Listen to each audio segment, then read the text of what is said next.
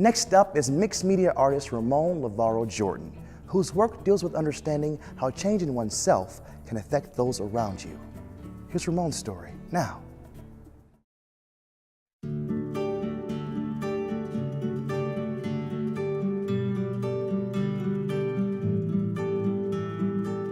Life shows you how to be an artist. If that's what you want to be, life will show you. I grew up in Detroit. My uncle, he was a cartoon artist. He painted buildings and he showed me a lot. And I pretty much picked it up and just did it for, recreation and get my frustrations out. School frustrations, relationship frustrations when I was young. And it helped me understand life more because I started to pay attention to people and how they act and things like that. And I started to portray it in my art. You only can paint so many people before it all started looking the same. And I was trying to figure out a way that I can actually set myself apart.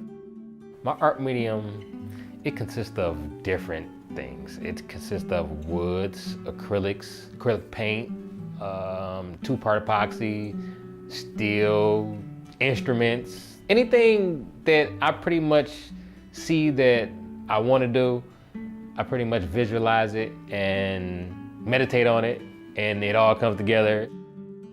I got into meditation 10, 12 years ago because I was going through rough times in my life and I needed an outlet. I figure I can help myself by calming myself, being more patient with myself, and it helped me a lot.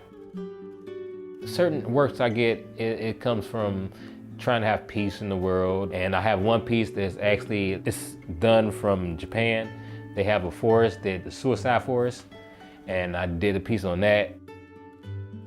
Depression, it's in many forms. It can be slight, it can be overwhelming.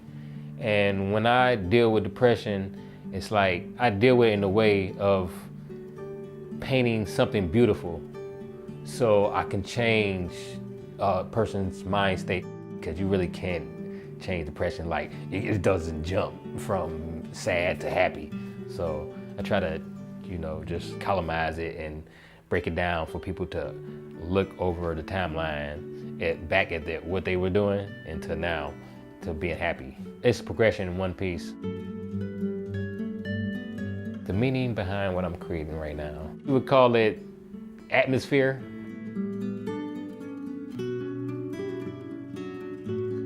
I'm actually building the height of the distance between coming up off the canvas so I can see how it looks in 3, so it can look 3D.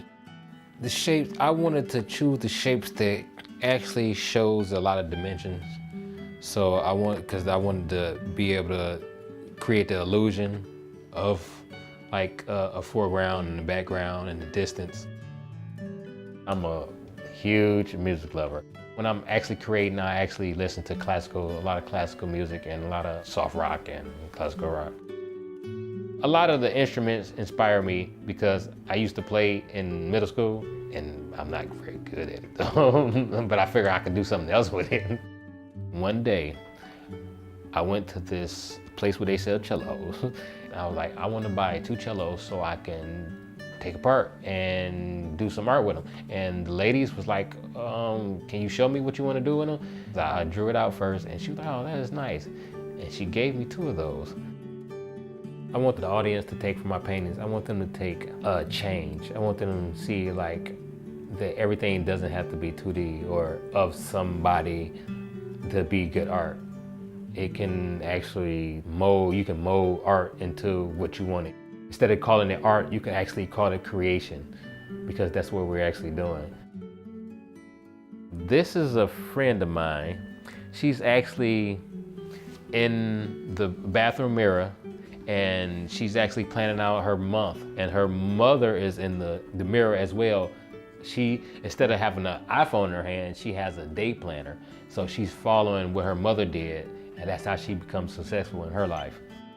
And I have my butterfly, and she is actually about life. She's pretty much showing you the understanding of life and how it has beautiful and how many dimensions it has. It's just a woman who's looking towards our future, pretty much.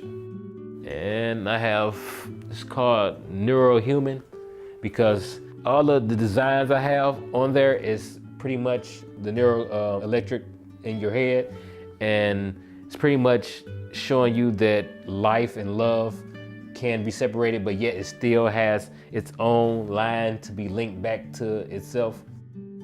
People love it, and sometimes they're confused because they don't understand it, because they haven't really seen it in person. When they seen it in person, they're like, wow, I didn't think it really looked like that. It looked flat, but when they seen it, they like, okay, this is a beautiful piece of work.